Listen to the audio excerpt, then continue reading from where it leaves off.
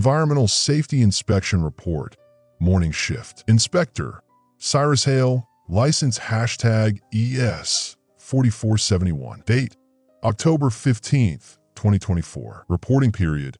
0600 to 0900 hours. The air quality sensors downtown registered normal readings at 6 a.m., but by 7:15, something had changed. Standard morning inspection commenced at Industrial Complex Delta 7, processing facility for chemical adhesives and polymer compounds. Atmospheric monitoring equipment showed particulate levels within acceptable parameters. PM 2.5 at 12 micrograms per cubic meter, well below the 35 microgram threshold. Barometric pressure steady at 30.15 inches. Humidity at 68%. Wind patterns consistent with seasonal expectations. Facility Manager Richardson provided overnight monitoring logs during the 0630 briefing. No incidents reported. Ventilation systems operational. Scrubber efficiency at 97.2%. Waste containment levels normal. The facility's emergency supply cache locations were reviewed per quarterly protocol. Building C basement level contains 72-hour emergency provisions for 45 personnel, including Class A hazmat suits, emergency breathing apparatus, and water purification tablets. Building F maintenance level houses backup atmospheric monitoring equipment and portable decontamination units. Everything looks clean on the overnight, Richardson said, handing me the digital tablet with sensor readings. Only thing unusual was some electromagnetic interference around 0300 hours, but cleared up by 0400. The electromagnetic anomaly appeared in the logs as a brief spike affecting the facility's communication array. Standard troubleshooting protocols had been followed, equipment tested, and normal function restored. No safety impact documented. By 0715, the first shift change was underway. Workers arriving for the morning cycle followed standard decontamination procedures at the facility entrance.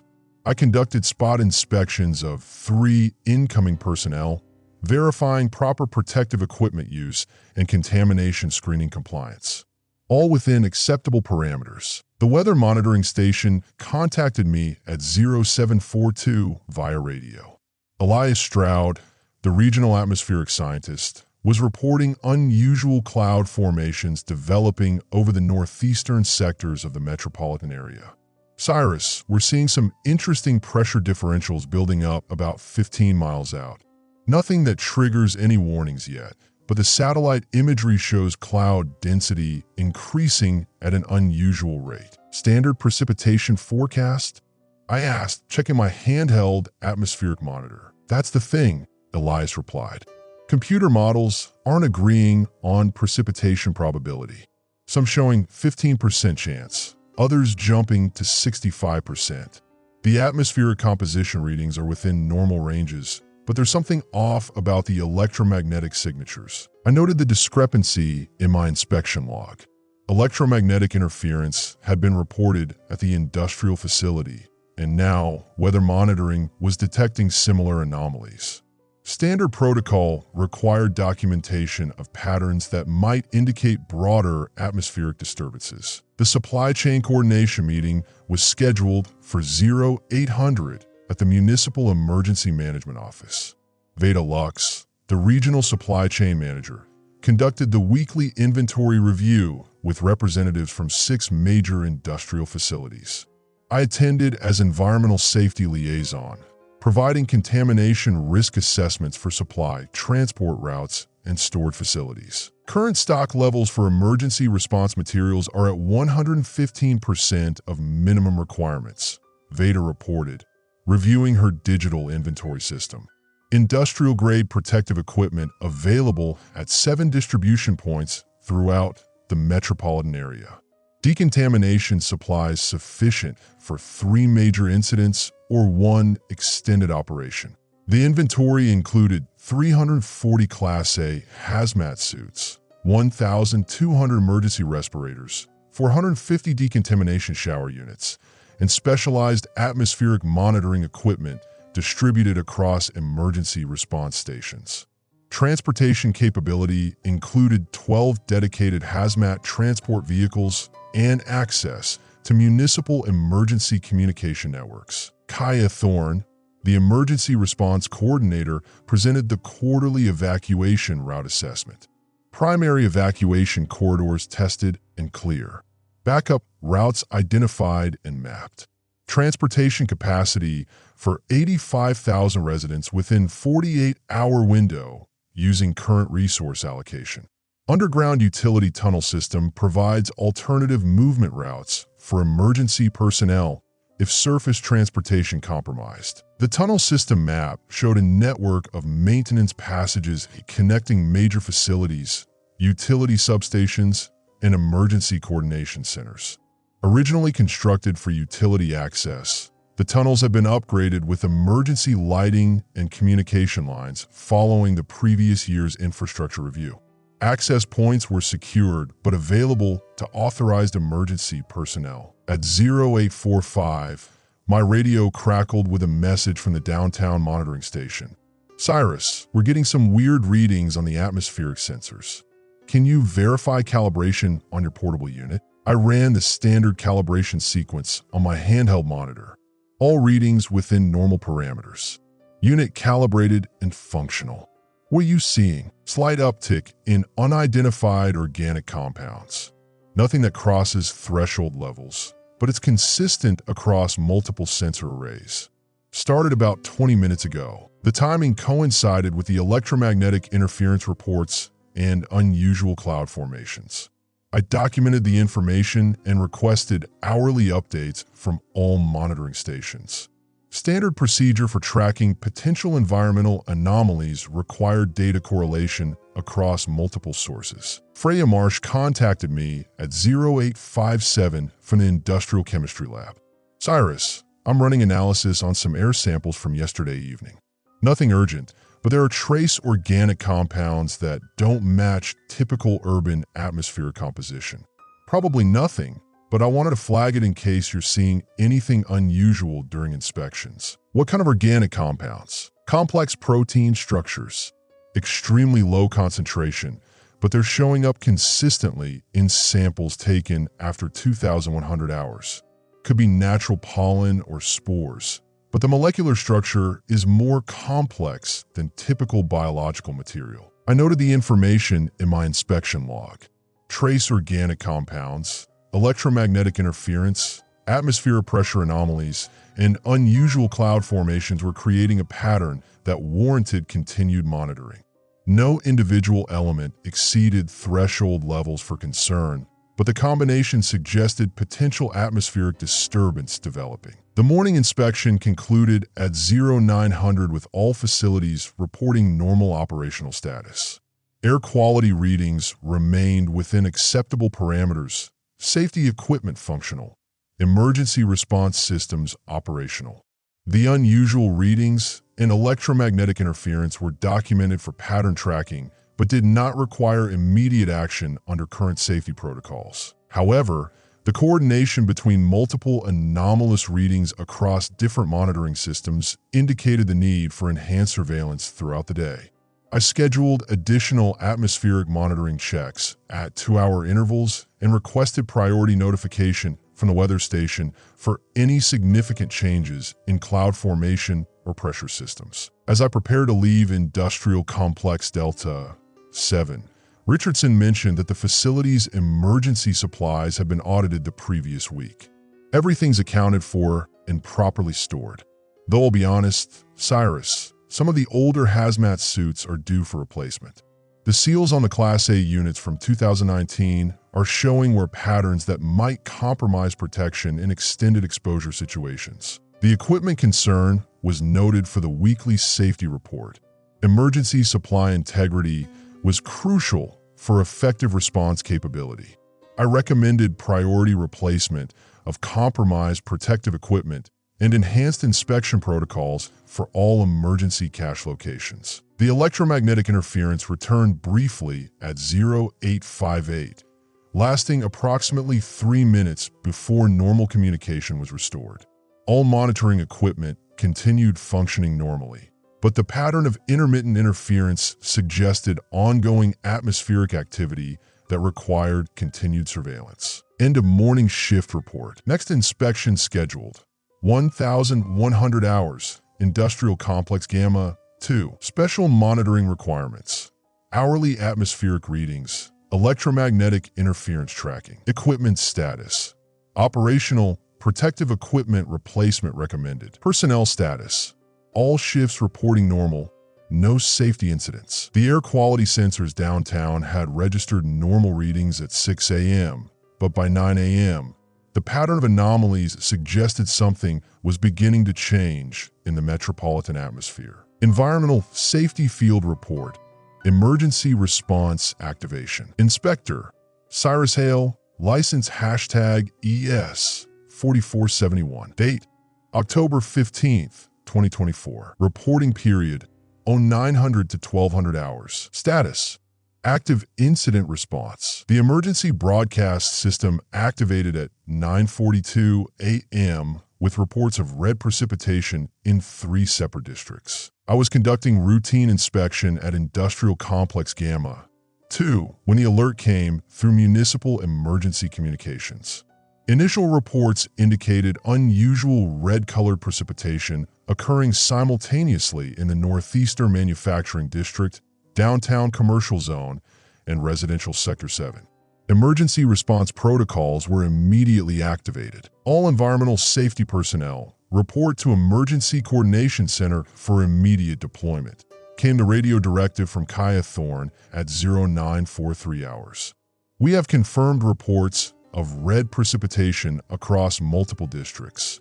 Initial assessment teams required for contamination evaluation. I secured the inspection at Gamma 2 and proceeded to the Emergency Coordination Center, arriving at 0958 hours. The facility was operating at full capacity with emergency response teams mobilizing for multi-district deployment.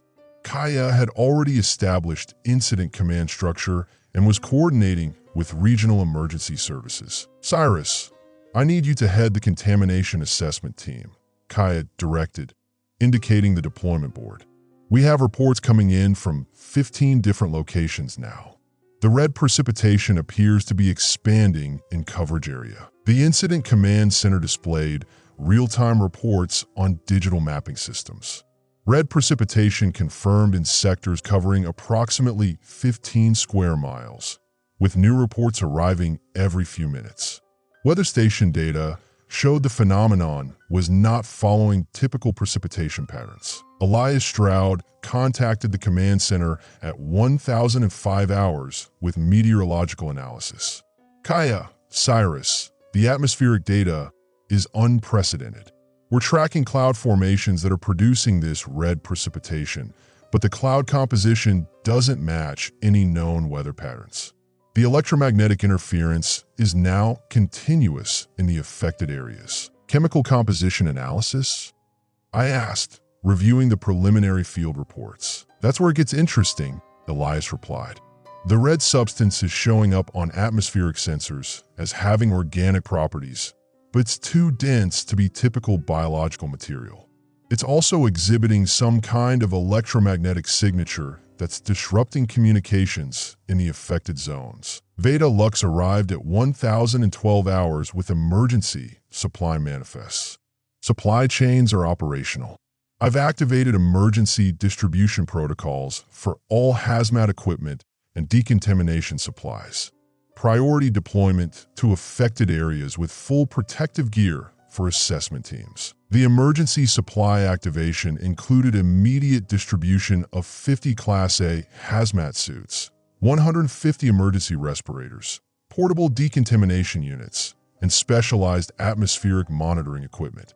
Transportation assets were mobilized to support field assessment teams across the affected districts. What's our timeline for containment assessment?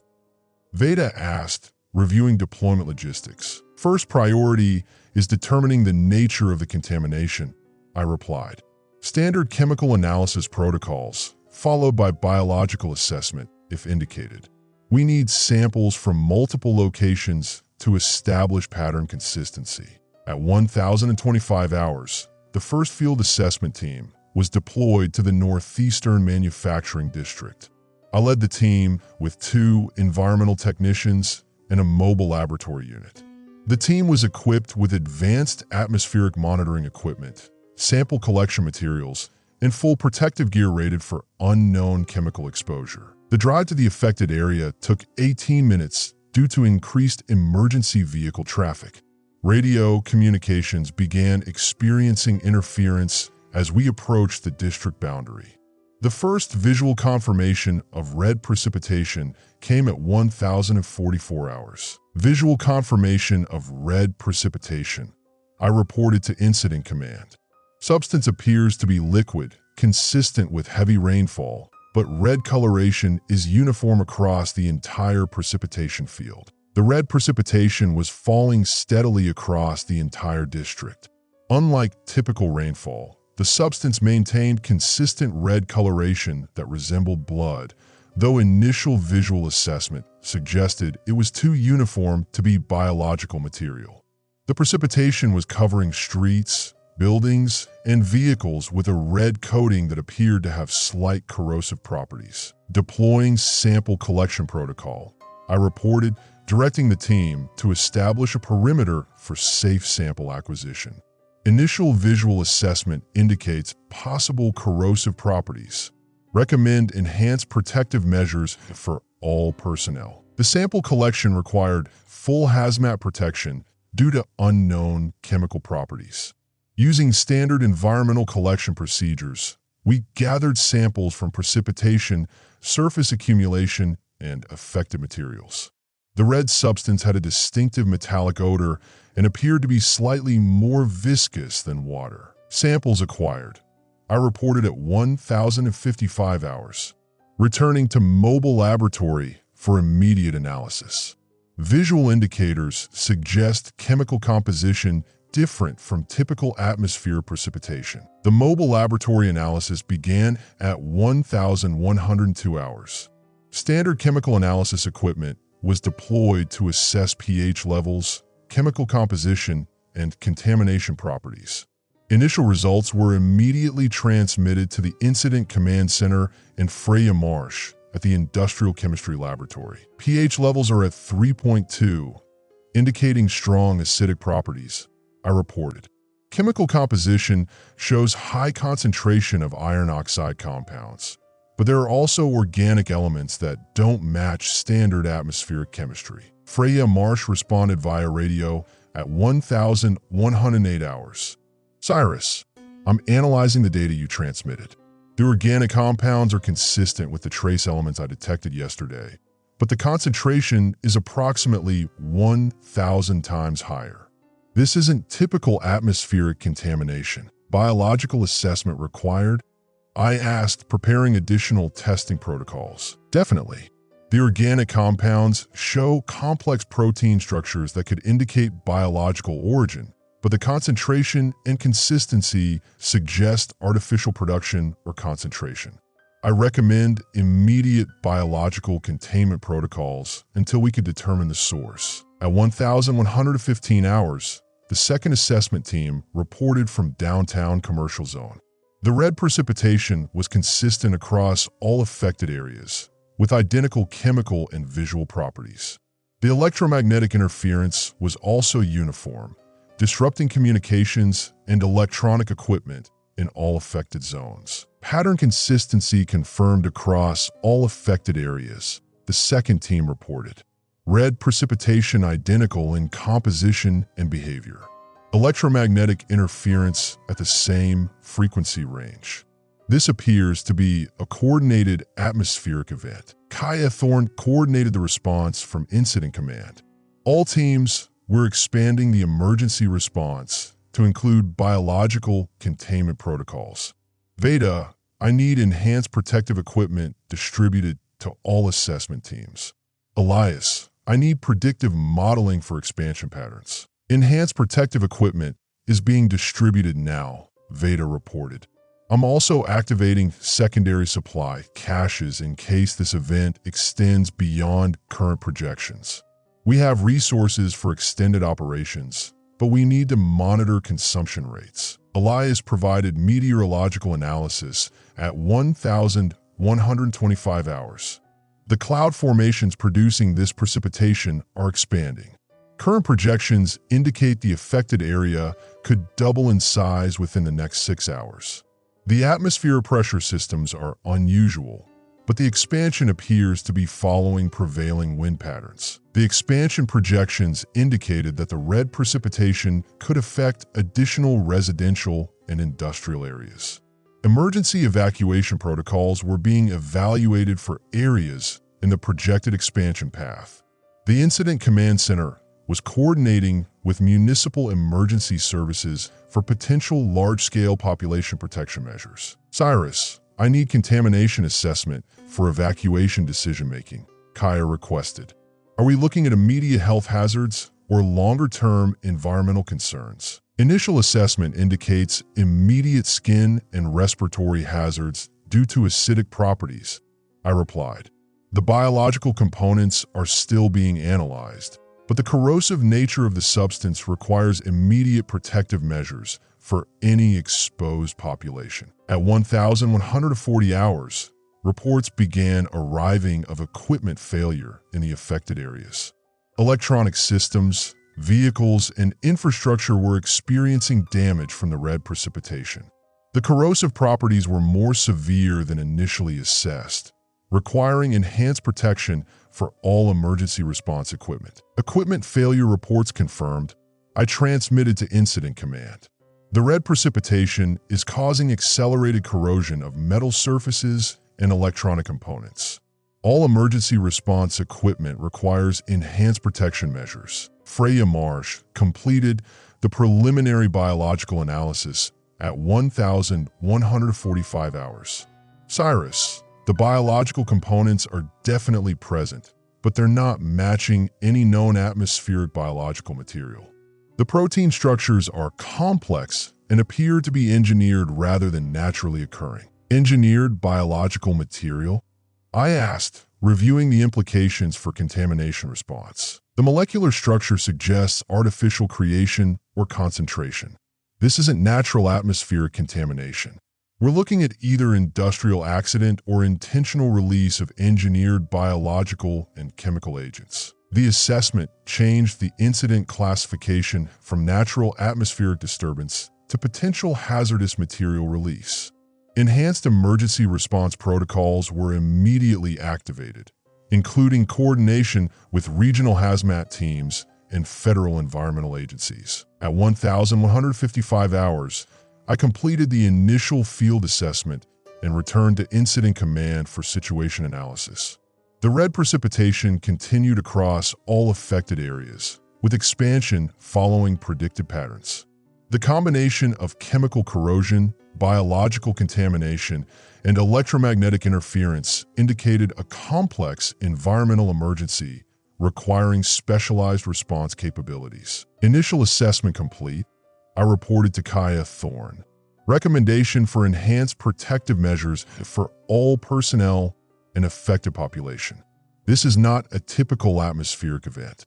We're dealing with engineered contamination that requires specialized response capabilities. End of emergency response period. Next assessment. Continuous monitoring with enhanced protective protocols. Contamination status. Confirmed chemical and biological hazards. Equipment requirements.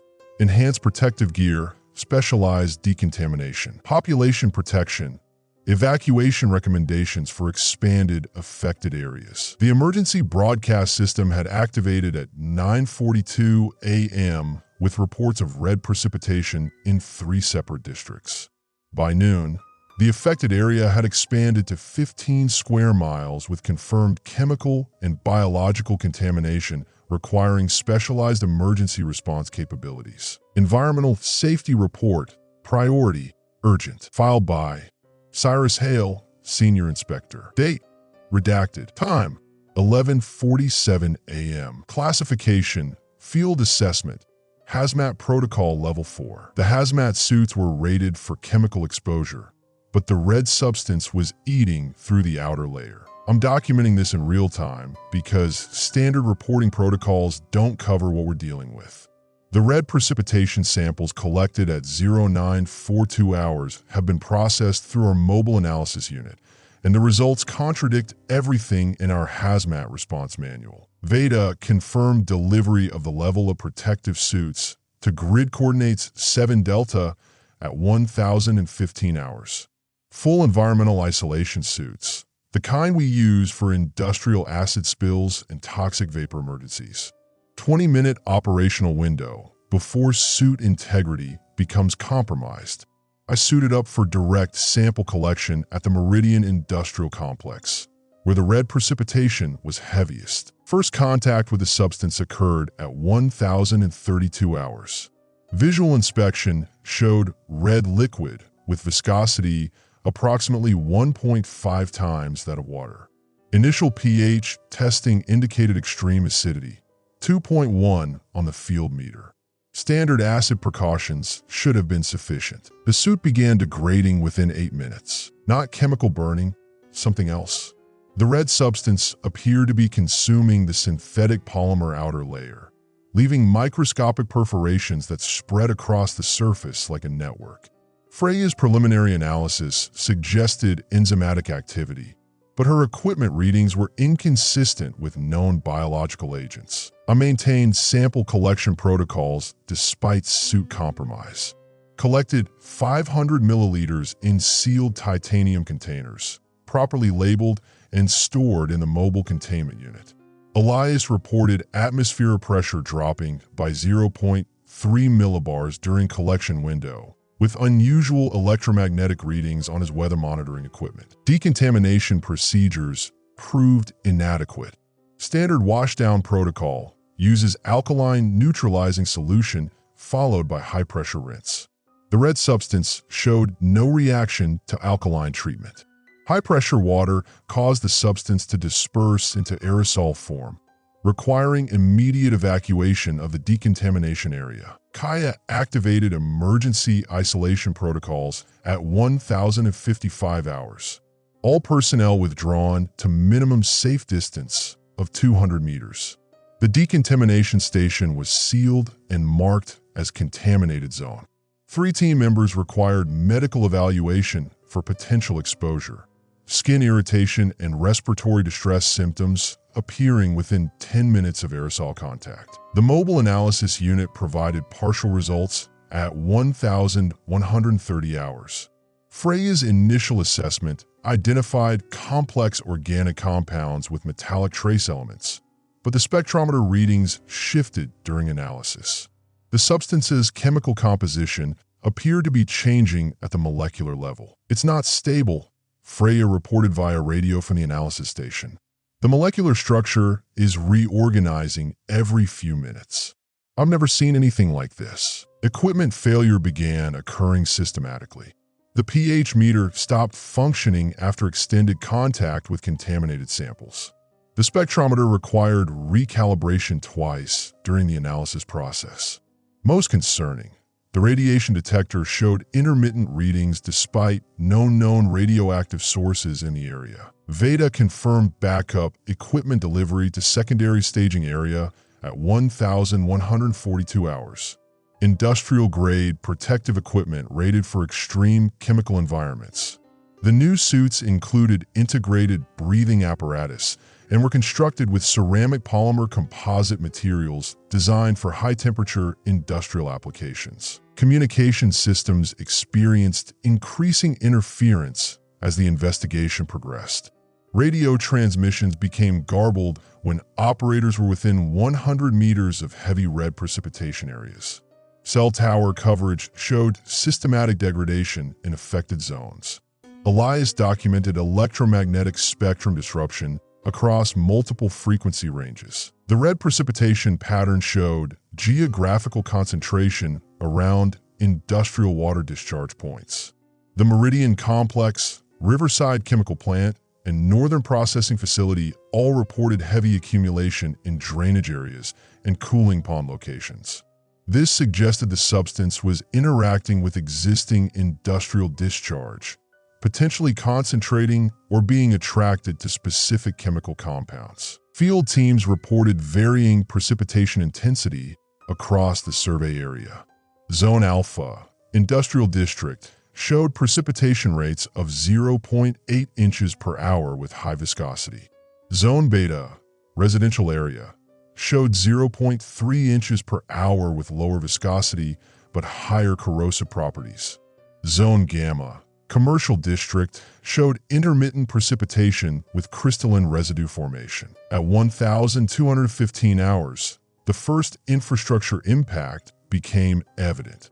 Traffic signals at the intersection of Industrial Boulevard and Harbor Street malfunctioned when red precipitation accumulated on the control boxes. The substance penetrated weatherproof seals and caused electrical short circuits in the timing mechanisms. Freya's updated analysis revealed biological components within the red substance.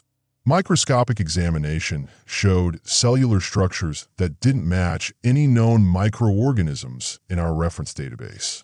The cells appeared to be metabolically active, consuming surrounding organic and synthetic materials for energy. They're not just surviving in the substance, Freya reported. They're processing it, changing it.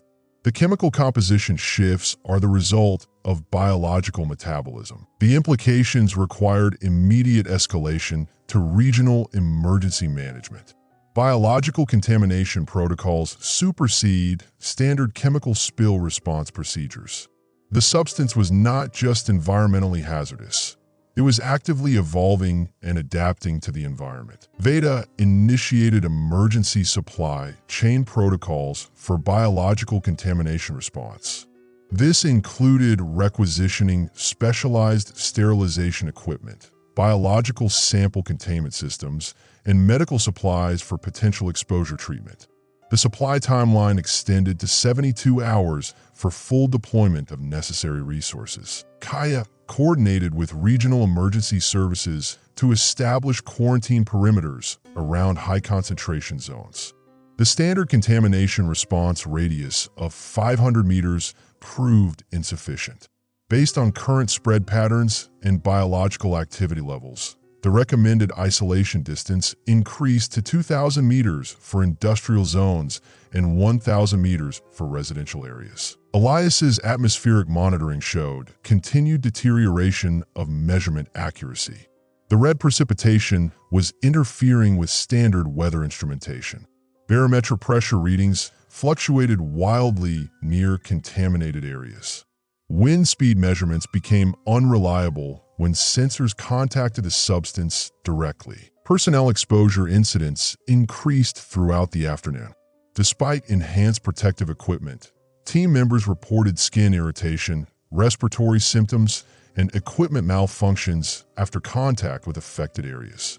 The substance's biological component appeared to be actively seeking organic material for consumption. At 1,430 hours, I made the tactical decision to withdraw all personnel from direct contact operations.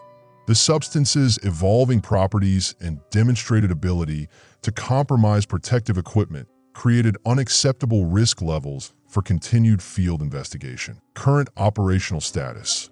All teams relocated to secure positions 2,500 meters from primary contamination zones. Equipment inventory shows 60% of field instruments compromised or destroyed. Sample collection complete, but requires specialized laboratory analysis beyond our current capabilities. The red precipitation continues falling in affected areas.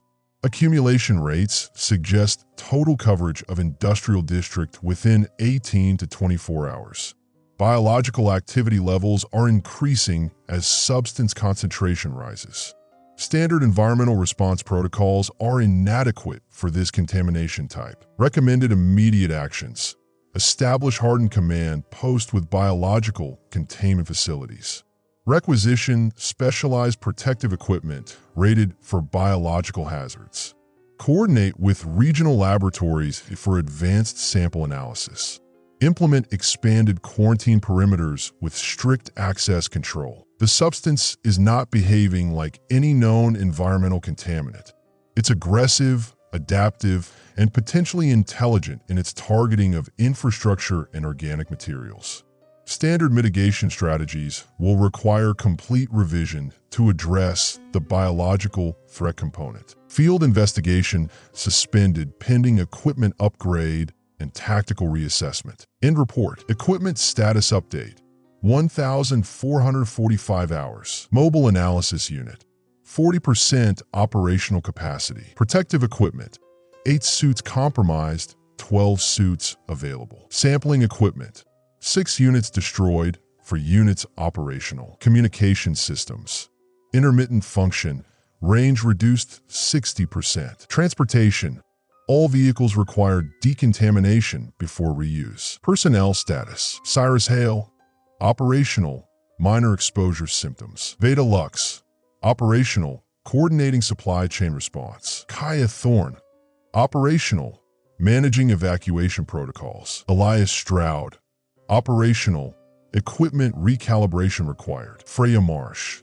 Operational. Analysis continuing with backup equipment. Resource requirements. Biological hazmat suits. Level A+ 25 units. Sterilization equipment. Industrial grade systems. Sample containment. Biological security rated containers. Medical supplies. Exposure treatment protocols. Communication equipment. Hardened systems for electromagnetic interference. Next assessment window. 0600 hours following equipment resupply and tactical planning session. Emergency Operations Center Field Report. Filed by Cyrus Hale, Senior Inspector. Date. Redacted. Time. 1623 hours. Status. Critical. Multiple system failures. The evacuation sirens stopped working when the red rain reached the electrical substations. Emergency broadcast systems failed simultaneously across the metropolitan grid at 1,547 hours. The cascade began with Substation 7, primary power distribution for the industrial district. Red precipitation accumulated in transformer housings and caused electrical arcing between high-voltage lines. The biological component identified by Freya appears to conduct electricity while simultaneously corroding protective insulation. Kaya coordinated emergency response from the mobile command unit as municipal systems failed in sequence. Fire department dispatch systems went offline first, followed by police communication networks. The 911 emergency call system routed to backup centers, but those facilities lost power within 20 minutes of the primary grid failure. Power company emergency protocols activated automatically, but manual intervention proved impossible. Utility crews reported that standard protective equipment offered no protection against the red substance's electrical conductivity. 3 linemen suffered electrical burns when the contamination created new current paths through their insulated gear. At 1,602 hours, water treatment facilities began reporting system failures. The red precipitation infiltrated intake systems and contaminated primary settling tanks. Freya's preliminary analysis of water samples showed biological components multiplying rapidly in the chlorinated environment. They were metabolizing the disinfectant chemicals. The microorganisms are using chlorine as a nutrient source, Freya reported from the emergency analysis station. Water treatment is actually feeding them instead of killing them. Municipal water pressure dropped to 40% of normal levels by 1615 hours. Pumping stations lost power, and backup generators failed when red precipitation compromised fuel systems. The substance demonstrated ability to break down petroleum products, causing engine failures across the emergency response fleet. Veda coordinated emergency supply distribution from the regional depot. Water supplies required immediate deployment to affected areas, but transportation routes were compromised by the continuing precipitation. Interstate 94 closed to traffic when the substance accumulated on the roadway surface, creating conditions too slippery for safe vehicle operation. The red precipitation showed preferential accumulation patterns that targeted critical infrastructure. Electrical substations, water treatment facilities, and communication towers experienced precipitation rates 300% higher than surrounding areas. This suggested the biological component was actively seeking specific chemical environments or electromagnetic fields. Elias documented atmospheric conditions that contradicted normal weather patterns. The red precipitation fell from clouds that showed no moisture content on radar systems. Wind patterns suggested localized pressure differentials that drew the substance toward infrastructure installations. Traditional meteorological models provided no explanation for the observed phenomena. Transportation networks failed systematically throughout the afternoon. Airport operations ceased when red precipitation compromised aircraft engines and navigation systems. The substance's electrical conductivity interfered with radio communications and GPS signals. Commercial flights were diverted to airports outside the 50-mile contamination radius. Rail operations stopped at 1,634 hours when signal systems failed. The red substance created electrical shorts in track circuits that control train routing and safety systems. Freight operations carrying essential supplies to the region were suspended indefinitely, creating supply chain disruptions that extended beyond the contaminated area. Highway departments reported that standard road salt and de-icing chemicals accelerated the red precipitation's corrosive effects. Attempts to clear roadways using conventional methods resulted in infrastructure damage and increased biological activity. Road surfaces showed permanent scarring where the substance had concentrated. Kaya implemented emergency shelter protocols for affected population centers. Standard evacuation procedures required modification when transportation systems failed. Walking evacuation routes had to account for red precipitation accumulation, which created hazardous conditions for exposed personnel. The biological component's metabolism accelerated when exposed to urban infrastructure materials. Concrete showed surface degradation within hours of contact. Steel structures displayed rust formation that progressed at rates 100 times normal oxidation. Building materials specifically designed for urban environments appear to provide optimal nutrition for the contaminating organisms. Communications infrastructure experienced systematic degradation. Cell towers lost functionality as red precipitation accumulated on antenna arrays and power systems. Internet service providers reported fiber optic cable damage where the substance had contact with underground utility systems. Emergency communication protocols reverted to basic radio systems with limited range and reliability. Medical facilities faced critical challenges as the crisis accelerated. Hospital emergency power systems failed when backup generators consumed contaminated fuel. Medical equipment malfunctioned when exposed to the substance's electrical conductivity. Patient evacuation became necessary, but transportation systems were compromised. Frey's analysis revealed that the biological component was adapting to urban chemical environments. Samples from industrial areas showed different metabolic characteristics than samples from residential zones. The organisms were specializing based on available chemical resources, creating location-specific contamination properties. They're evolving in real time, Freya reported. Each environment is producing different organism variants optimized for local conditions. Emergency supply chains collapsed as the crisis accelerated. Fuel delivery systems failed when storage tanks were compromised by biological corrosion. Food distribution networks stopped functioning when refrigeration systems lost power and backup systems failed. Pharmaceutical supplies became inaccessible when hospital power systems went offline. Veda coordinated resource allocation from emergency reserves, but distribution methods required complete revision. Standard delivery vehicles couldn't operate on contaminated roadways. Helicopter transport was limited by the substance's interference with avionics systems. Emergency supplies had to be pre-positioned at secure locations before transportation systems failed completely. The red precipitation's impact on industrial facilities created secondary contamination risks. Chemical storage areas showed accelerated degradation of containment systems. Industrial process equipment failed when the biological component interfered with automated control systems. Manufacturing facilities were forced to implement emergency shutdown procedures to prevent more hazardous material releases. At 1,721 hours, Regional Emergency Management declared a state of emergency and requested federal disaster assistance.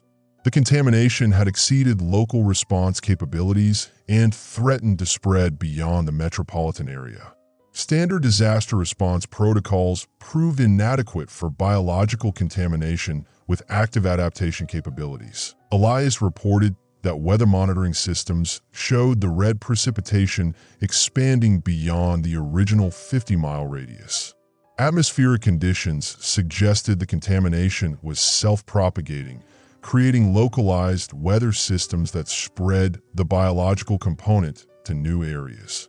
Traditional contamination modeling couldn't predict the spread pattern. Emergency command operations relocated to a hardened facility 75 miles from the contamination center. The substance's ability to compromise electrical and communication systems made local emergency coordination impossible. All field operations required pre-positioned resources and independent communication systems. The biological component's rapid adaptation to urban environments created an escalating crisis that standard emergency response procedures couldn't address. Infrastructure failures cascaded through interconnected systems faster than repair crews could respond. The contamination was actively targeting the technological systems that modern emergency response depends on. Current operational status: all major infrastructure systems offline or compromised. Emergency response limited to manual procedures and pre-positioned resources. Biological contamination spreading beyond original affected area. Standard mitigation strategies ineffective against adaptive organisms. The crisis had accelerated beyond containment capabilities.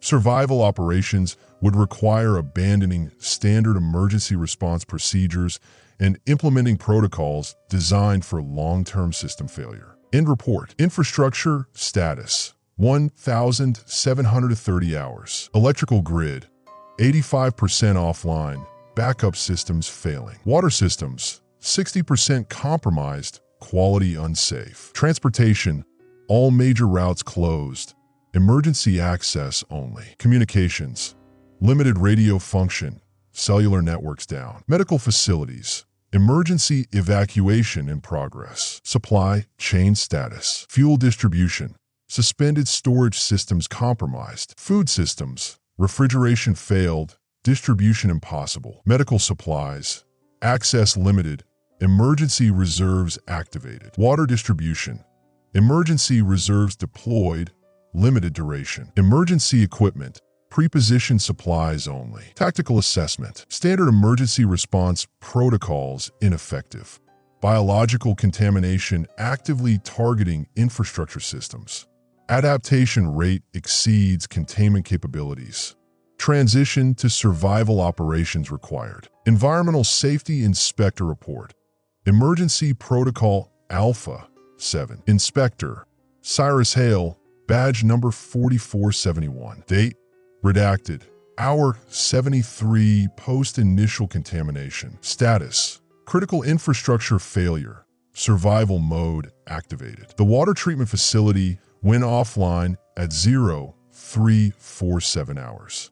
The backup systems were compromised by biological contamination spreading through the intake pipes faster than our containment protocols could manage. I'm officially declaring a shift to survival operations as of 0400 hours. Municipal water supply readings show contamination levels exceeding all safety thresholds. The red precipitation's biological component has infiltrated the primary water table through storm drain overflow points. Freya's field analysis indicates the biological agent is actively dissolving filtration membranes and corrupting chemical treatment processes. Standard water purification is no longer viable. Emergency coordination with remaining facilities shows widespread system failures. Power grid instability has reached critical levels with 14 substations offline due to biological contamination shorting electrical systems. The red substance demonstrates conductivity properties that overload standard circuit protection. Backup generators at 3 facilities have failed due to air intake contamination fouling combustion systems. Communication networks are degrading rapidly. Cell towers in the contamination zone are experiencing equipment failures as the biological component corrodes transmission equipment. Emergency radio frequencies are clear, but range is limited to line of sight due to atmospheric interference from the contamination particles. Kaya's Emergency Coordination Center lost contact with Regional Command at 0415 hours. Transportation Infrastructure Assessment reveals critical access restrictions. Interstate 47 southbound is closed due to surface contamination levels exceeding vehicle safety tolerances.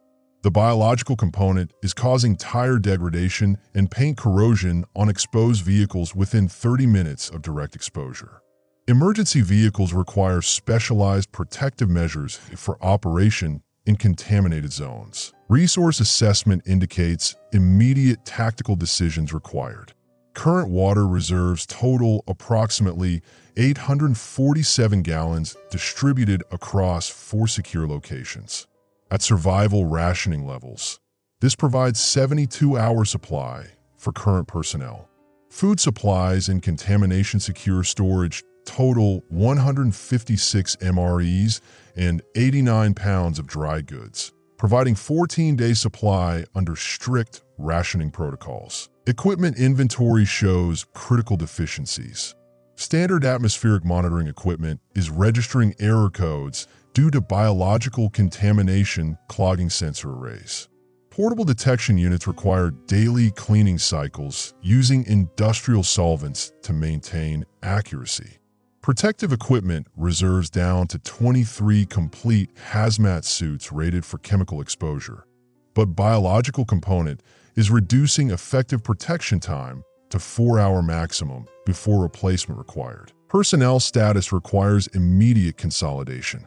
Veda has identified secure supply cache locations using industrial facility emergency protocols.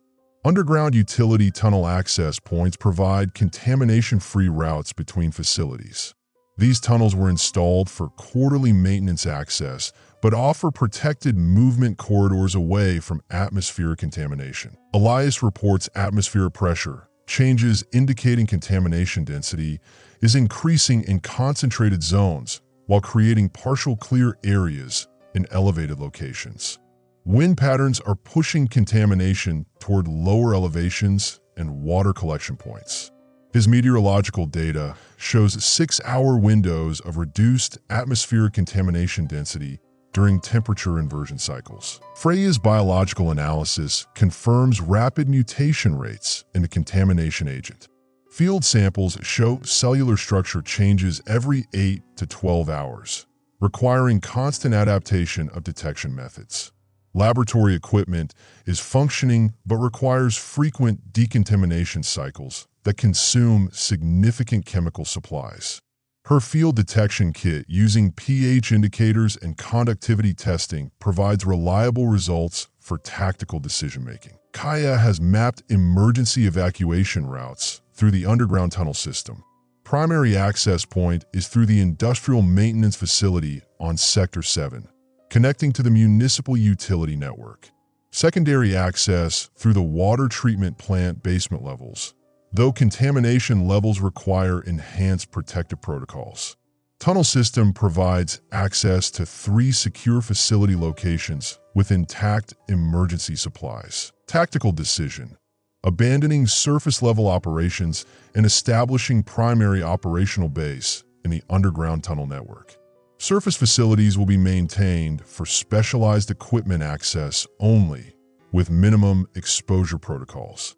All personnel and critical supplies will be relocated to secure underground positions within 12 hours. Underground operational advantages: protected from atmospheric contamination, access to multiple facility supply points, natural barrier against biological agent spread, secure communication lines through hardwired emergency systems, climate-controlled environment reducing protective equipment requirements. Supply relocation protocol initiated at 0445 hours. Priority items: water purification equipment, biological detection materials, emergency medical supplies, communication equipment, portable power systems. Non-essential equipment will be secured in surface facilities for potential future recovery when contamination levels permit. Emergency cache locations identified by VEDA. Industrial facility maintenance storage contains 340 gallons water, 78 MREs, electrical equipment, and hand tools. Municipal utility storage has 120 gallons water, chemical supplies for water treatment, protective equipment, and backup communication systems. Water treatment facility secure storage holds 200 gallons water, biological testing equipment, and emergency medical supplies. Movement schedule coordinated with Elias's atmospheric monitoring. First supply movement at 0600 hours during predicted low contamination window. Teams of 2 personnel maximum for each movement. Full protective equipment required. Maximum surface exposure time, 45 minutes per cycle. Emergency decontamination stations established at tunnel access points. Communication protocol updated for underground operations. Primary communication through hardwired emergency lines and tunnel system. Backup communication via handheld radios with limited surface transmission capability during atmospheric clear periods. Emergency beacon system activated for location tracking during supply movements. Resource conservation immediately implemented. Water rationing, 2 liters per person per day maximum. Food rationing, 1,400 calories per person per day. Power conservation, essential equipment only, 6-hour operational cycles maximum. Chemical supplies, emergency use only, minimum quantities for critical operations. Personnel assignment for underground operations. Cyrus, overall coordination and contamination assessment. VEDA, supply management and rationing oversight. Kaya, movement coordination and tunnel security. Elias, atmospheric monitoring and surface condition assessment. Freya, biological detection and decontamination procedures. Emergency procedures established for tunnel operations. Contamination breach protocol, supply emergency procedures, communication failure backup plans, medical emergency response, evacuation procedures if tunnel system compromised. The decision to abandon surface operations represents a fundamental shift from standard emergency response to long-term survival operations. Municipal services are no longer functional. Emergency response coordination has ceased. Normal supply chains have failed. The contamination is spreading faster than containment efforts can manage. Underground tunnel system provides the only viable option for sustained operations. The biological contamination cannot penetrate sealed underground spaces, but requires constant monitoring for potential infiltration through drainage systems or ventilation access points. Surface access will be limited to essential supply recovery and monitoring operations only. Time to operational base establishment, 8 hours maximum. All personnel must be underground with essential supplies before next atmospheric contamination peak predicted at 1,200 hours. Surface operations will be suspended indefinitely pending contamination level assessment and biological agent mutation tracking. Critical assessment. Standard emergency protocols have failed. Survival protocols now in effect. Long-term sustainability depends on underground operational security and efficient resource management. The contamination shows no signs of natural dissipation and continues evolving biological properties that threaten all surface-level activities. Underground operations log. Survival protocol Alpha 7. Inspector Cyrus Hale, badge number 4471. Date redacted. Hour 97 post-initial contamination. Location underground tunnel network, Sector 7 operations base. Status survival adaptation phase active. The biological component in the contamination was adapting faster than we could develop countermeasures. Fourth mutation cycle detected at 0630 hours, requiring complete revision of detection protocols. Field testing now indicates cellular structure changes every 6 to 8 hours, down from the initial 8 to 12-hour cycle. Adaptation rate is accelerating. Underground operational base established at 1,347 hours yesterday. Primary location, Municipal Utility Junction beneath Industrial Sector 7, approximately 40 feet below surface level. Natural concrete barriers provide complete atmospheric isolation. Emergency lighting systems functional on backup power. Ventilation secured through filtered air circulation system with biological contamination barriers improvised using available materials. Tunnel network mapping completed. Primary corridor extends 2.3 miles connecting 4 critical facility access points. Secondary corridors provide access to 7 additional supply locations. Emergency exit points identified at 400-meter intervals. Tunnel system maintains structural integrity with no contamination infiltration detected through concrete barriers or sealed access points. Resource consolidation results. Water reserves total 687 gallons across 3 secure storage points within tunnel network. Food supplies consolidated to 134 MREs, 67 pounds dried goods, 23 pounds canned provisions.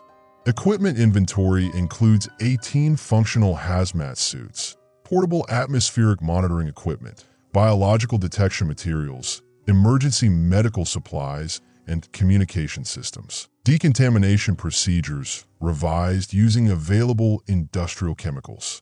Standard decontamination required sodium hypochlorite solutions at 5,000 ppm concentration. Supply limitations necessitate field improvised solutions using available cleaning compounds and industrial solvents.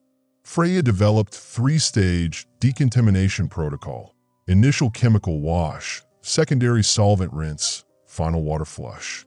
Process removes 94% of biological contamination based on field testing. Surface monitoring protocols established. Elias conducts atmospheric assessment every 4 hours using portable equipment through sealed tunnel access points. Contamination density readings range from 340 ppm during peak periods to 85 ppm during atmospheric clear cycles. Clear cycles now occur every 8 to 10 hours lasting approximately 90 minutes each. Surface operations restricted to clear cycle periods only. Supply acquisition procedures developed for contaminated environment operations. 2-person teams maximum for surface access. Full protective equipment mandatory with 60-minute maximum exposure time. Emergency decontamination station established at primary tunnel access point. Supply priorities: water sources, food provisions, protective equipment, chemical supplies, replacement parts for critical equipment. Veda implemented comprehensive rationing system. Water allocation: 1.8 liters per person per day, including operational requirements. Food allocation: 1,200 calories per person per day, distributed across 3 meals. Chemical supplies reserved for decontamination and biological detection only. Power consumption limited to 4-hour operational cycles to conserve battery reserves. Communication systems adapted for underground operations. Primary communication through hardwired emergency telephone lines connecting to 3 surface facilities. Secondary communication via handheld radios during surface operations only. Emergency beacon system activated for personnel tracking during supply missions. Communication schedule established. hourly status updates, emergency protocols for communication failure. Kaya developed tactical movement procedures for tunnel operations. Personnel movement restricted to designated corridors with emergency lighting. Supply transport using wheeled carts salvage from facility maintenance areas. Security protocols include tunnel access monitoring, emergency assembly procedures, evacuation routes if tunnel system compromised. Movement coordination timed with atmospheric monitoring data. Biological detection adapted for field conditions. Freya's improvised detection kit uses pH testing strips, conductivity meters, and chemical indicator solutions. Field testing accuracy verified against laboratory equipment shows 89% correlation. Detection protocol identifies biological contamination levels within 15 minutes using materials available in underground storage. Daily equipment calibration required using known reference samples. Resource recovery operations initiated. First surface mission completed at 0945 hours during 85-minute clear cycle. Retrieved 47 gallons water, 18 MREs, replacement filters for air circulation system, additional chemical supplies. Second mission at 1830 hours recovered portable generator, fuel supplies, medical equipment, spare protective equipment components. Mission success rate 100% with no contamination exposure incidents. Equipment maintenance procedures established. Atmospheric monitoring equipment requires daily cleaning using improvised solvent solutions. Protective equipment inspection every 8 hours with repair procedures using available materials. Communication equipment maintenance includes battery conservation protocols and backup system testing. Critical equipment protected in sealed containers with desiccant materials. Food preparation adapted for contamination environment. Cooking restricted to portable equipment using minimal fuel. Water purification using boiling and chemical treatment combination. Food storage in sealed containers with contamination barrier protection. Waste disposal through secured collection system preventing contamination exposure. Nutritional balance maintained using available food combination protocols. Medical protocols updated for underground operations. Emergency medical supplies include antibiotics, wound care materials, respiratory protection, contamination exposure treatment supplies. Medical assessment procedures for biological contamination exposure. Emergency evacuation procedures if serious medical emergency requires surface transport. Medical equipment sterilization using available chemical supplies. Atmospheric monitoring reveals contamination behavior patterns. Biological component demonstrates attraction to organic materials and water sources. Contamination density decreases in areas with minimal organic content. Underground concrete environment provides natural barrier. Contamination cannot penetrate sealed systems, but infiltrates through any organic material interface. Personnel health monitoring implemented. Daily medical assessment for contamination exposure symptoms. Physical fitness maintenance using available space and equipment. Mental alertness evaluation focused on operational capability. Workload distribution to prevent exhaustion affecting operational effectiveness. Rest schedule coordinated with atmospheric monitoring and operational requirements. Power management system established. Primary power from portable generators operated during surface clear cycles for battery charging. Secondary power from battery reserves for essential equipment only. Power conservation protocols include equipment operation schedules, lighting restrictions, communication power management. Emergency power reserves maintained for critical situations requiring maximum operational capability. Water management protocols refined. Primary water sources from secured underground storage. Secondary water recovery from surface facilities during clear cycles. Water purification using combination boiling, chemical treatment, and filtration through improvised systems.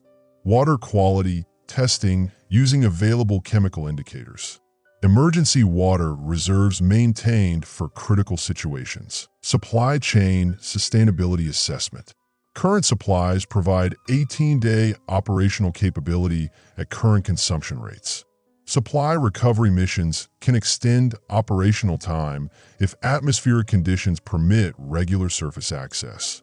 Critical supply shortages identified. Protective equipment replacement parts, specialized chemical supplies, medical materials. Alternative supply sources identified through facility emergency cache locations. Operational effectiveness evaluation. Team coordination functioning at 92% efficiency based on task completion rates. Resource management, maintaining target consumption levels.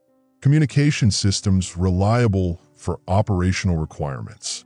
Equipment maintenance, keeping critical systems functional. Surface operations, achieving supply objectives without contamination incidents. Contamination evolution tracking. Biological component, showing increased environmental persistence. Mutation cycles creating resistance to standard chemical treatments. Spread patterns following water table and organic material distribution paths. Surface contamination levels stable but not decreasing. No indication of natural biological agent degradation. Underground operational security confirmed. No contamination infiltration detected through tunnel barriers. Air circulation system maintaining safe atmospheric conditions. Structural integrity of tunnel system confirmed through daily inspection. Emergency procedures tested and verified functional. Personnel safety maintained through protocol adherence. Long-term sustainability requires a continued surface supply recovery balanced against contamination exposure risks. Biological agent adaptation rate may eventually overcome current protective measures. Underground operational base provides secure foundation for extended survival operations. Resource management efficiency critical for operational sustainability. Current operational status. Survival adaptation protocols successfully implemented. Resource management sustainable for projected time frame. Personnel health and operational capability maintained. Equipment functionality preserved through maintenance protocols. Contamination threat managed through established procedures. Field Report Number 7. Cyrus Hale, Environmental Safety Inspector. Location: Emergency Operations, Sector 7 Underground. Time: 0347 hours. Day 6 post-contamination. Status: Critical facility breach. Immediate evacuation required. The industrial facility breach released concentrated contamination directly into our operational zone at 0315 hours. Automated containment systems failed when the biological component corroded through the primary storage vessels at Building C7. The atmospheric monitors registered contamination levels exceeding our equipment's measurement capacity within 12 minutes of initial breach. Veda had completed the night inventory check in Tunnel Section D when the emergency sensors activated. The contamination cloud moved faster than our atmospheric models predicted. Elias's calculations showed we had 18 minutes to clear the operational zone, but the biological mutations accelerated the spread rate beyond our established parameters. Standard evacuation protocols proved inadequate for this level of contamination density. Cyrus, the atmospheric readings are spiking beyond the equipment range, Elias reported from the monitoring station. The biological component is reacting with the industrial chemicals from the breach. We're seeing cascade reactions I can't predict with current data. The primary decontamination chamber locked down automatically when contamination levels exceeded safety thresholds. Our main equipment cache, 2 weeks of supplies, specialized protective gear, water filtration systems, and atmospheric monitoring backups, remain sealed in the contaminated zone.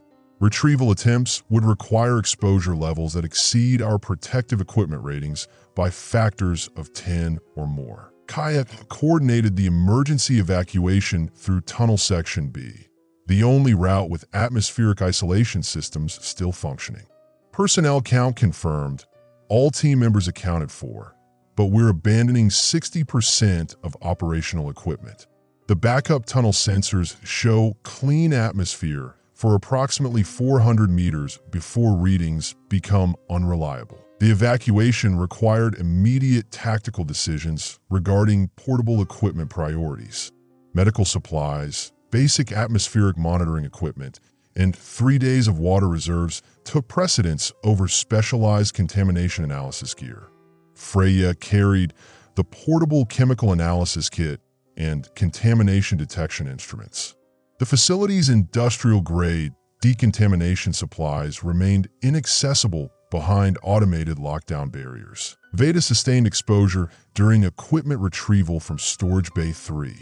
The protective suit seal failed when she accessed the emergency supply containers. Decontamination procedures using available field equipment reduced immediate contamination levels, but medical assessment showed tissue damage consistent with both chemical burns and biological infection. Pain management requires analgesics from medical supplies, reducing our pharmaceutical reserves by 30% for single-patient treatment. The biological contamination is showing cellular activity, Freya reported after analyzing Veda's exposure samples. It's not just corroding protective equipment, it's actively penetrating barriers and adapting to countermeasures. Standard decontamination chemicals show temporary effectiveness before the contamination develops resistance. The facility breach eliminated our primary operational base and communication relay station. External emergency services contact terminated when the communication equipment suffered contamination damage. The backup radio systems require atmospheric conditions we can no longer guarantee for extended periods. Our operational zone contracted from a secure area of 12 tunnel sections to 3 sections with questionable atmospheric integrity. Resource assessment shows critical shortages across all categories. Food supplies reduced from 14 days to 4 days with current personnel requirements. Water reserves sufficient for 72 hours, assuming minimal consumption protocols. Protective equipment inventory limited to suits with confirmed seal integrity. Approximately 6 units suitable for contaminated atmosphere operations. The underground tunnel system provides continued atmosphere protection, but geological surveys indicate contamination is following groundwater patterns. Elias's monitoring shows contamination spread correlating with underground water flow directions. The biological component is using water tables for distribution vectors, he reported. Contamination levels in tunnel section E are rising despite atmospheric barriers. Freya's field analysis equipment shows the biological component is evolving cellular structures optimized for various environmental conditions. Chemical resistance is developing within hours of exposure to countermeasures. The organism is adapting faster than we can modify decontamination procedures. Standard industrial chemicals show effectiveness windows of 6 to 8 hours before adaptation occurs. Emergency medical attention for Veda requires supplies from medical reserves intended for extended operations. Pain management, infection control, and tissue repair treatments consume pharmaceuticals calculated for team-wide coverage. Medical equipment sterilization uses decontamination supplies needed for general operational security. Personnel capacity reduced with medical treatment requirements, limiting operational effectiveness. The backup atmospheric monitoring station in tunnel section A provides limited data coverage compared to primary systems lost in the facility breach. Contamination tracking requires visual assessment and basic detection equipment rather than comprehensive atmospheric analysis.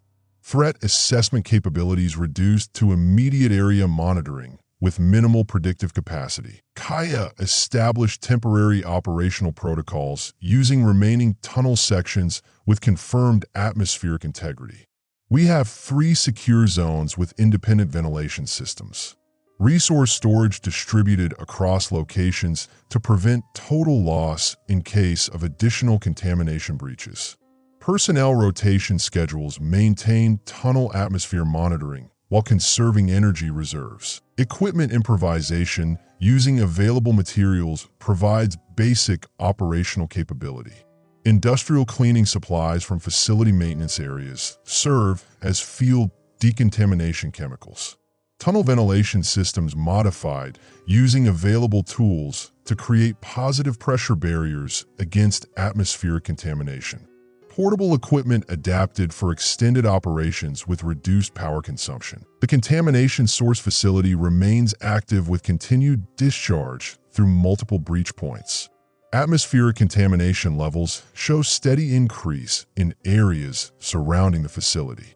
Underground contamination follows predictable geological patterns, but surface contamination creates atmospheric hazards affecting tunnel ventilation integrity. Resource rationing protocols implemented for extended operations under critical shortage conditions. Water consumption limited to operational minimums, with decontamination requirements taking priority over personnel consumption. Food allocation calculated for sustained energy requirements during high-stress operations. Medical supplies reserved for critical treatment requirements only. Veda's operational capacity compromised, but functional for logistics coordination.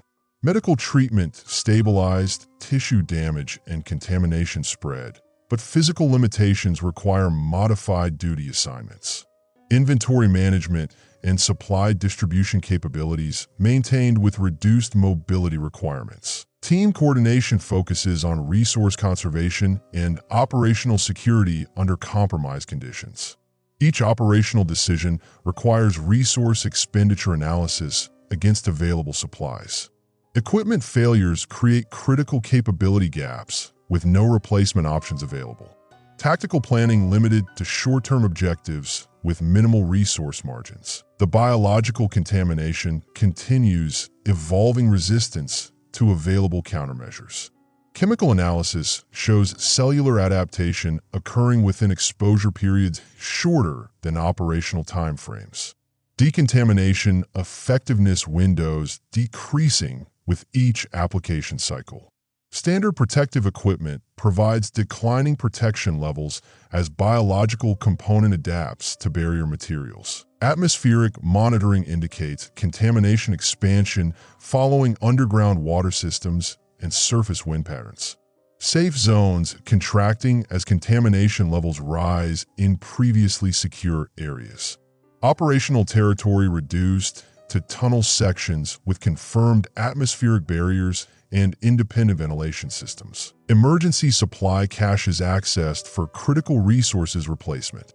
Backup equipment provides minimal operational capability compared to primary systems lost in facility breach. Communication equipment limited to short-range systems with uncertain reliability in contaminated atmosphere conditions. The facility breach represents operational crisis requiring immediate adaptation to resource-limited conditions. Standard emergency protocols insufficient for contamination levels and biological adaptation rates encountered. Survival operations now dependent on improvised equipment and severely limited resource supplies. Personnel medical requirements competing with operational resource needs. Veda's treatment reduces team medical reserves while maintaining essential logistics expertise. Resource allocation decisions require balancing immediate operational needs against personnel health requirements and long-term sustainability. Tunnel ventilation systems provide critical atmospheric protection but require constant monitoring and maintenance using limited technical resources. Power requirements for atmospheric systems competing with equipment operation and communication needs. Energy conservation protocols implemented across all operational systems. The contamination continues spreading through environmental systems beyond current containment capabilities. Source facility discharge shows no indication of natural termination. Biological component evolution suggests continued adaptation and resistance development to available countermeasures. Operational assessment. Critical resource shortages across all categories with severely compromised operational capability. Team medical capacity reduced. Equipment losses eliminate specialized contamination analysis and decontamination capabilities. Operational zone contracted to minimal secure territory with questionable long-term sustainability. Resource status: 72-hour supply. Sustainability under current consumption protocols. Equipment inventory reduced to basic operational minimums. Medical reserves sufficient for essential treatment only. Protective equipment limited to confirmed functional units with declining effectiveness against evolved contamination. Tactical priorities: immediate resource conservation, operational zone security, alternative supply source identification, contamination pattern monitoring with available equipment. Medical treatment requirements for Veda balanced against operational resource needs. The facility breach has transformed our operational status from sustainable emergency operations to critical survival conditions requiring immediate tactical adaptation and resource management focused on short-term sustainability under maximum threat conditions. In-field report number 7. Next assessment: 6-hour intervals or upon significant operational changes. Resource alert: critical shortage protocols in effect. Field report number 8. Cyrus Hale, Environmental Safety Inspector. Location: Emergency Operations, Tunnel Section A. Time: 1,423 hours. Day 7 post-contamination. Status: critical breakthrough. Contamination pattern identified. Freya's final analysis revealed the contamination wasn't spreading randomly. It was following the underground water table. The biological component required specific moisture levels and mineral content found in groundwater systems. This discovery occurred during routine analysis of contamination samples collected from 12 different tunnel locations over the past 18 hours. The cellular activity shows distinct patterns based on water mineral composition, Freya reported while reviewing analysis results. High iron content in groundwater feeds the biological component, while calcium carbonate concentrations slow its development. The contamination is essentially following iron-rich water sources through the geological substrate. The geological survey maps from the facility's safety documentation provided the missing tactical intelligence. Underground water flow patterns corresponded directly with contamination spread patterns observed through our limited atmospheric monitoring equipment. Areas with limestone geological features showed significantly reduced contamination levels compared to iron-rich soil compositions. Elias confirmed the atmospheric correlation using available monitoring equipment. Contamination levels in tunnel sections follow predictable patterns based on underlying geological composition. Sections built through limestone substrate maintain atmospheric integrity longer than sections through iron-rich soil. The biological component requires specific mineral nutrients for cellular development. The facility's original environmental impact assessment contained geological survey data mapping mineral composition throughout the industrial complex. Iron ore deposits beneath Building C7 provided optimal conditions for biological component development. The initial contamination source utilized these mineral resources for rapid cellular multiplication and adaptation development. Kaya accessed the municipal utility maps from emergency supply documentation. The water main distribution system follows the same geological patterns. Contamination is using utility infrastructure as distribution channels, but limestone areas create natural barriers that slow biological spread. We can predict safe zones using geological composition data. The breakthrough came when Freya compared contamination samples from tunnel sections with different geological foundations. Limestone-based sections showed biological activity reduced by factors of 10 compared to iron-rich areas. The biological component required iron for cellular structure development and showed adaptation limitations in calcium-rich environments. The organism can't maintain cellular integrity in high calcium conditions, Freya explained during analysis review. Limestone creates alkaline conditions that interfere with iron absorption. The biological component essentially starves in these environments, reverting to dormant cellular states. Tactical advantage developed through understanding contamination environmental requirements. Safe zones could be predicted using geological survey data rather than waiting for atmospheric monitoring confirmation. Movement planning could utilize limestone geological features as natural barriers against biological contamination spread. The underground tunnel system provided additional tactical intelligence. Sections constructed through different geological strata showed contamination resistance correlating with mineral composition. Tunnel ventilation systems in limestone areas maintained atmospheric integrity with reduced power requirements compared to iron-rich geological zones. Elias mapped contamination spread prediction using geological survey data and atmospheric monitoring results. Biological component movement follows groundwater flow through iron-rich substrates. Limestone barriers create contamination-free zones lasting 72 to 96 hours longer than predicted using atmospheric dispersion models alone. The source facility's geological location explained the contamination intensity and adaptation rates. Building C7 sat directly above iron ore deposits with groundwater flow, providing continuous mineral supply for biological component development. The facility breach essentially created optimal conditions for cellular multiplication and rapid adaptation cycles. Resource allocation decisions could now be made using predictive contamination mapping rather than reactive monitoring. Safe zones identified through geological analysis provided extended operational security without continuous atmospheric monitoring requirements. Equipment deployment focused on limestone-protected areas with confirmed geological barriers. Freya developed field contamination detection procedures using available chemical analysis equipment. Iron concentration testing using standard water analysis kits provides contamination risk assessment. High iron readings indicate biological component development potential, while calcium carbonate presence suggests natural contamination resistance. The discovery enabled tactical resource management optimization. Water sources in limestone areas showed reduced contamination risk, extending water supply sustainability. Food storage in geological safe zones provided extended preservation without contamination exposure risk.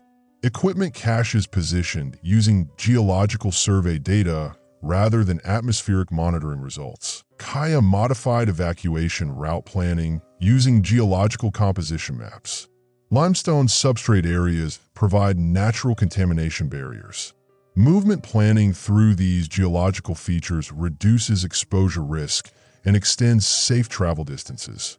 Underground utility systems in limestone areas maintain structural integrity against biological contamination. The biological components' environmental limitations provided tactical countermeasure opportunities.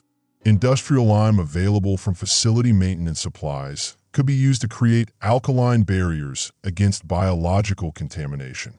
Calcium carbonate applications in key locations would establish artificial limestone barriers for operational zone protection. Veda's logistics coordination capabilities remained functional despite injury limitations.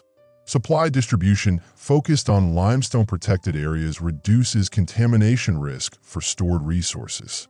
Medical treatment areas established in high-calcium geological zones provide extended safety margins for recovery operations. The contamination source facility could now be approached using geological barrier analysis rather than atmospheric monitoring alone.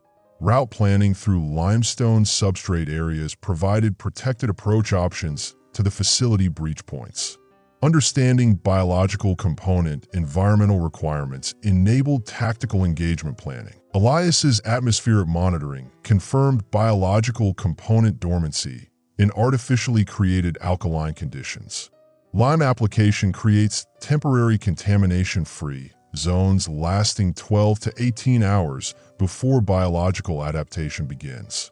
Multiple applications extend safe zone duration, but require significant resource expenditure. The facility's emergency supply inventory included industrial lime and calcium carbonate compounds for water treatment operations.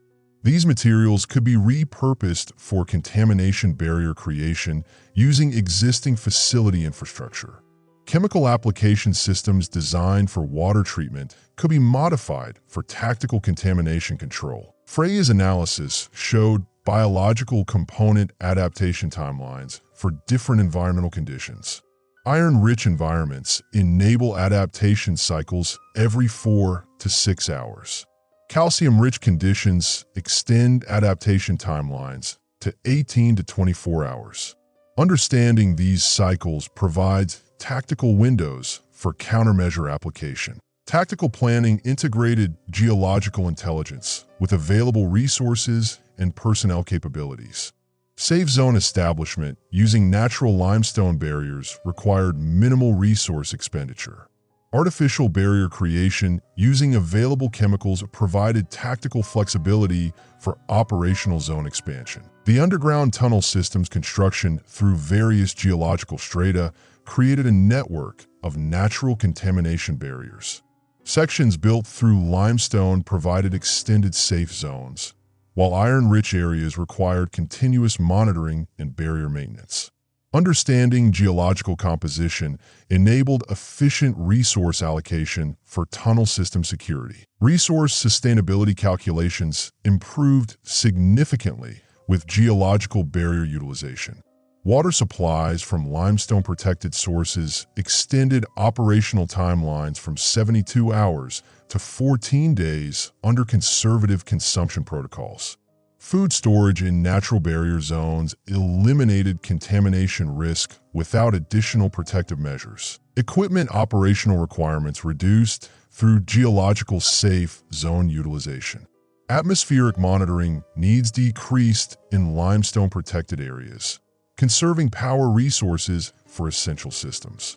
Protective equipment usage optimized for geological conditions rather than maximum contamination assumptions. The discovery provided tactical intelligence for facility breach containment operations. Source facility approach routes through limestone geological features offered protected access to contamination discharge points. Understanding biological component environmental requirements enabled targeted containment strategies using available industrial materials. Veda's medical treatment could be optimized using geological safe zone capabilities. Recovery operations in limestone-protected areas reduced contamination exposure risk during medical procedures. Pharmaceutical resource allocation optimized for extended treatment timelines in natural barrier locations. Kaya updated tactical communication protocols using geological intelligence. Team coordination focused on limestone-protected operational zones provides extended safe communication windows. Equipment positioning using geological barriers reduces communication system contamination risk while maintaining operational coverage. The biological component's iron dependency created tactical vulnerabilities that could be exploited using available resources. Iron chelation using industrial chemicals from facility supplies could starve biological component development. Combined with alkaline barrier creation, this provided comprehensive contamination control strategies. Elias confirmed atmospheric prediction accuracy using geological composition data. Contamination spread models show 85% accuracy when geological factors are included. Limestone barriers provide 24 to 48-hour safe zone extensions beyond atmospheric dispersion predictions alone. Freya's field analysis capabilities expanded through understanding contamination environmental requirements. Simple mineral composition testing provides contamination risk assessment without complex atmospheric monitoring. Water iron content testing indicates biological component development potential within 2 to 4 hour timeframes. The tactical breakthrough transformed operational status from reactive survival to proactive contamination management. Understanding biological component environmental requirements enabled strategic resource allocation and tactical planning for facility breach containment operations. Geological survey data provided comprehensive contamination prediction capabilities exceeding atmospheric monitoring alone. Natural limestone barriers offered extended operational security with minimal resource requirements.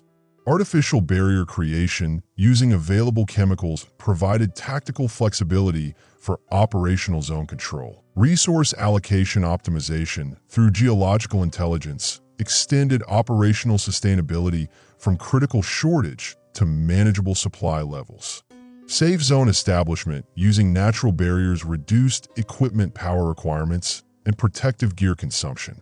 Water and food security improved through contamination-resistant source identification. The discovery enabled tactical engagement planning for contamination source facility operations. Understanding biological component limitations provided strategic advantages for breach containment procedures.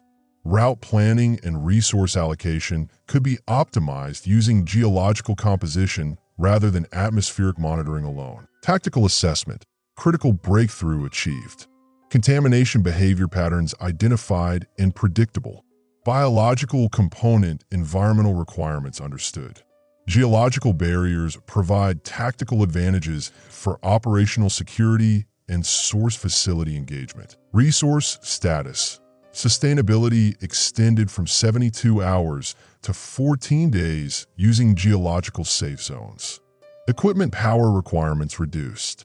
Protective gear consumption optimized for geological conditions. Operational priorities. Source facility containment using geological intelligence. Tactical barrier creation using available chemicals. Resource allocation optimization through safe zone utilization. Environmental safety report. Field update 9. Inspector Cyrus Hale. Date Day 8.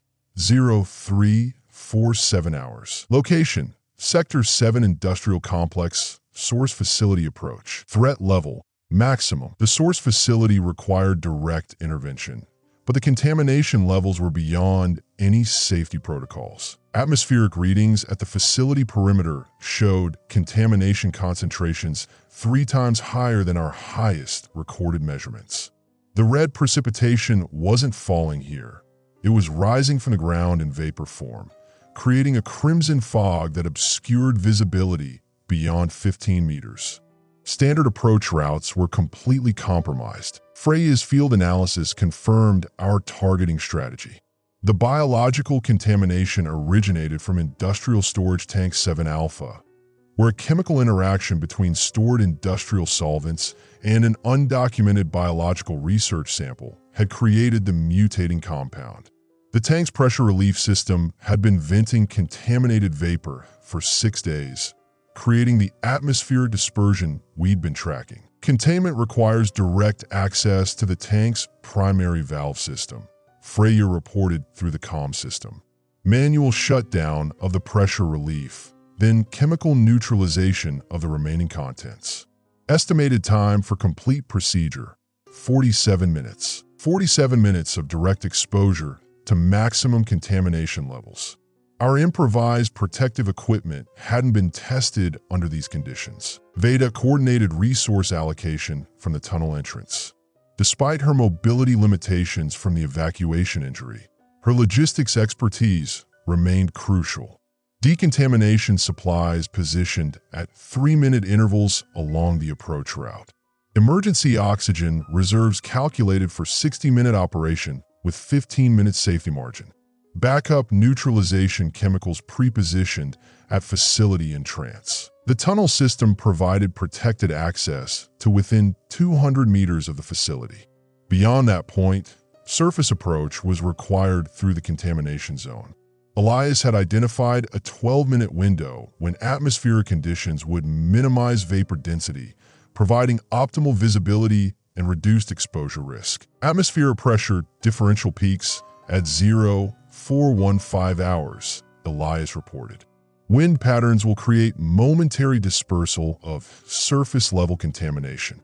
12 minutes of improved conditions. Then vapor concentration returns to maximum levels. Kaya had mapped the tactical approach route using facility blueprints and current contamination readings.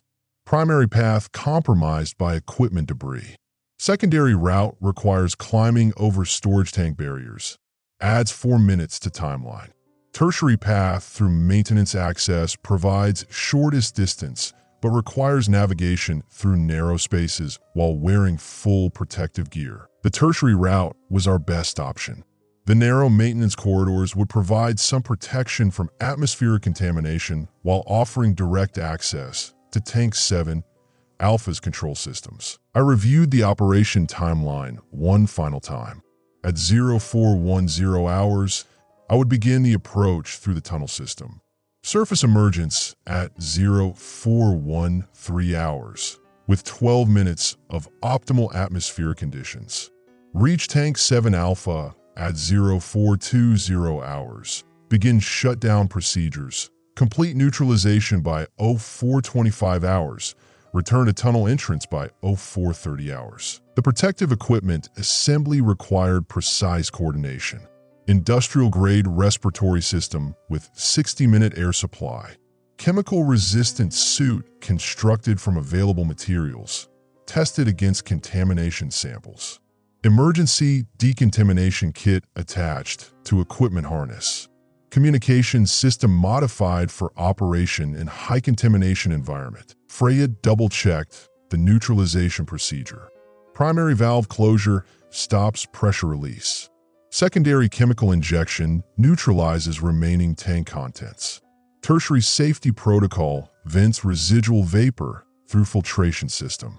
Each step must be completed in sequence or contamination release will increase exponentially. At 0410 hours, I enter the tunnel system. The underground route provided complete protection from atmospheric contamination, allowing normal movement speed and conserving protective equipment resources. Communication with the team remained clear through the tunnel's natural shielding from interference. Surface emergence at 0413 hours revealed the facility in maximum contamination conditions. The red fog reduced visibility to 10 meters, requiring navigation by compass bearing and distance measurement. Breathing apparatus functioned normally, but the external contamination readings were beyond our equipment's measurement capacity. The maintenance access route proved navigable despite reduced visibility. Facility blueprints had been accurate, and the contamination hadn't significantly altered the physical barriers. Movement through the narrow corridors required careful equipment management to avoid snags or damage to the protective gear. Tank 7 Alpha's control station was accessible as planned. The primary valve system showed normal operation despite the contamination breach. The pressure relief valve had been venting continuously, maintaining internal pressure below critical levels while releasing contaminated vapor into the atmosphere. Freya's procedure sequence initiated at 0421 hours. Primary valve closure achieved manual shutdown of the pressure relief system. Tank pressure readings showed immediate stabilization. Secondary chemical injection introduced neutralization compound into the tank contents. Reaction indicators confirmed successful chemical neutralization of the biological component. The tertiary safety protocol required connection of the portable filtration system to the tank's emergency vent. This step would process remaining vapor through chemical filters before atmospheric release, preventing further contamination spread. At 0424 hours, equipment readings confirmed successful neutralization. Tank pressure normalized. Biological activity indicators showed negative readings. Chemical composition analysis revealed successful contamination breakdown. The source had been contained. Withdrawal from the facility required careful navigation back through the maintenance corridors. The atmospheric contamination levels were already beginning to decrease as the pressure relief system was no longer feeding additional vapor into the environment. Visibility improved incrementally during the return journey. Re-entry to the tunnel system at 0429 hours, 1 minute ahead of schedule. Decontamination procedures initiated immediately using the pre-positioned equipment. External contamination readings on protective gear confirmed successful containment. No biological activity detected on equipment surfaces after chemical neutralization. The team coordination had functioned precisely as planned. Veda's resource allocation provided necessary equipment at correct intervals. Elias's atmospheric monitoring enabled optimal timing. Kaya's route planning minimized exposure time. Freya's technical expertise ensured successful contamination neutralization. Post-operation atmospheric readings showed measurable improvement within 30 minutes. The contamination vapor that had been continuously released for 6 days was beginning to settle and disperse. While environmental contamination would persist, the active source had been eliminated. Tank 7, Alpha's containment prevented further contamination spread. The facility's emergency systems had been reactivated to prevent secondary breaches. Warning systems were operational to alert any future personnel of residual contamination levels. Resource expenditure had been calculated accurately. Protective equipment functioned as designed. Neutralization chemicals achieved expected results. Emergency supplies remained adequate for ongoing operations. The tactical operation had succeeded within acceptable parameters. The contamination source was contained, but environmental recovery would require extended time periods. Surface-level biological activity would decrease gradually as the mutating compound lost its reproductive capacity. Atmospheric contamination would clear through natural weather patterns over several weeks. Underground tunnel access remained our primary safe transportation method. Surface operations would require protective equipment for the foreseeable future. Resource management protocols would continue at conservation levels until supply chain restoration. The facility breach had been sealed, but the environmental baseline had changed permanently. New operational protocols would be required for long-term survival in the contaminated environment. The team's tactical expertise had achieved source containment, but ongoing vigilance remained essential. Operation status: source contained. Facility status: secured. Environmental status: stabilizing. Team status: operational. Resource status: adequate for ongoing operations. Environmental safety report: final assessment. Inspector: Cyrus Hale. Date: Day 15 to 1,200 hours. Location: Underground Operations Center, Sector 4 Tunnel Network. Status: post-containment environmental assessment. The contamination readings showed steady decline, but the environmental baseline had permanently changed. 7 days after source containment, atmospheric measurements indicated consistent improvement in air quality. Surface-level biological contamination had decreased by 67% from peak levels. The red precipitation had ceased completely, replaced by normal weather patterns carrying residual contamination particles that continued dispersing through natural atmospheric circulation. However, baseline environmental conditions would never return to pre-contamination standards. Soil contamination levels remained elevated in a 15-mile radius around the source facility.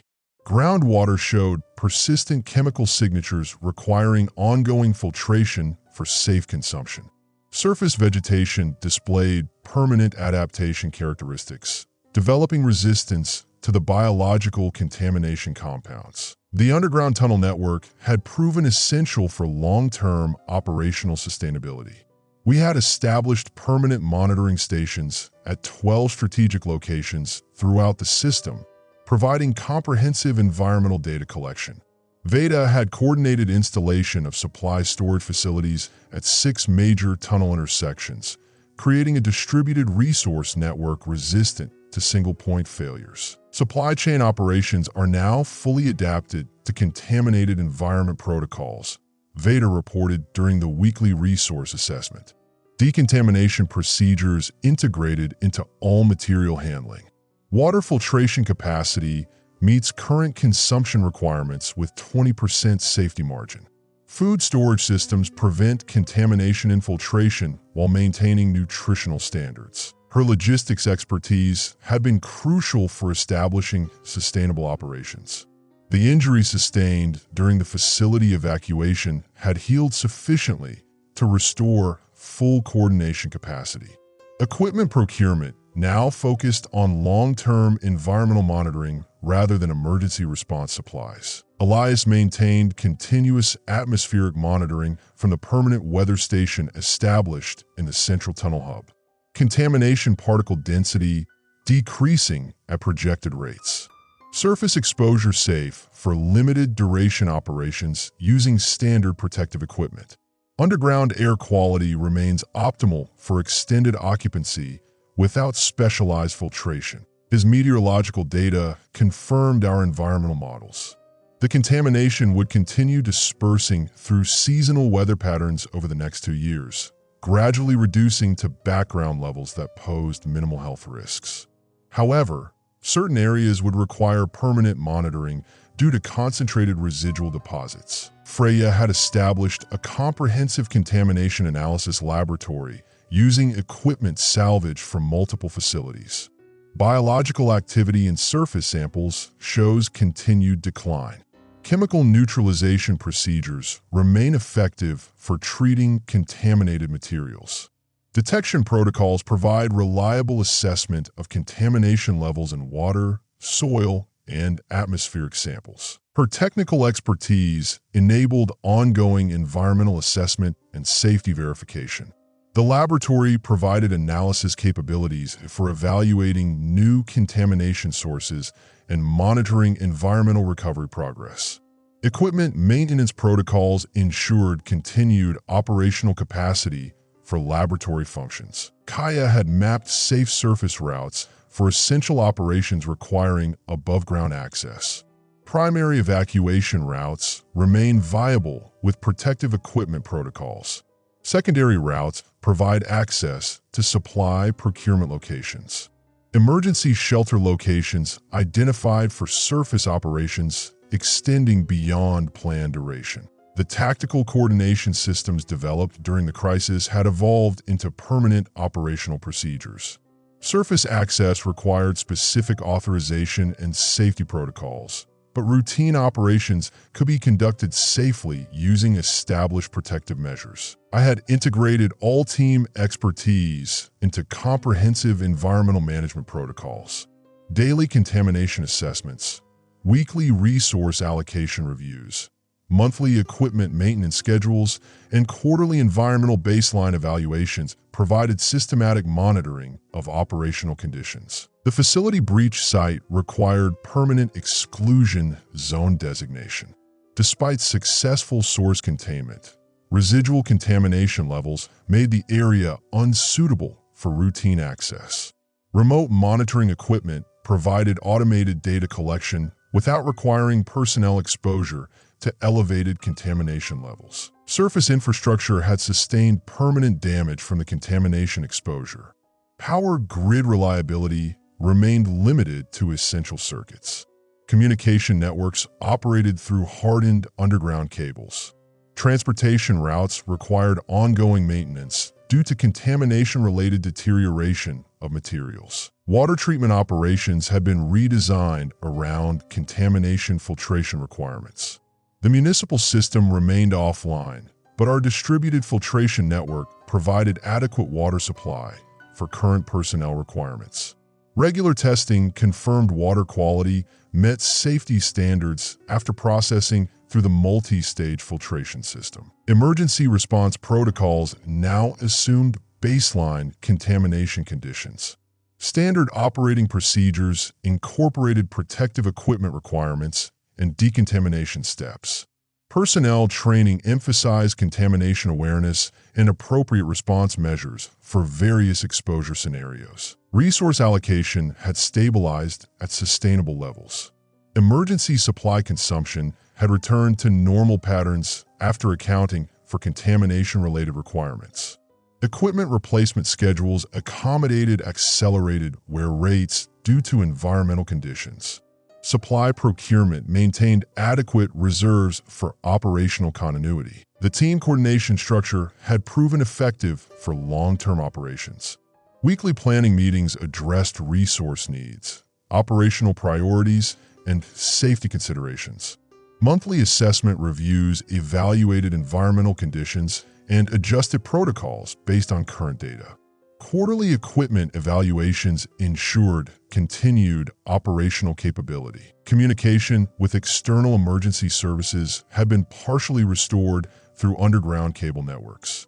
Regional coordination provided information exchange with other contaminated areas.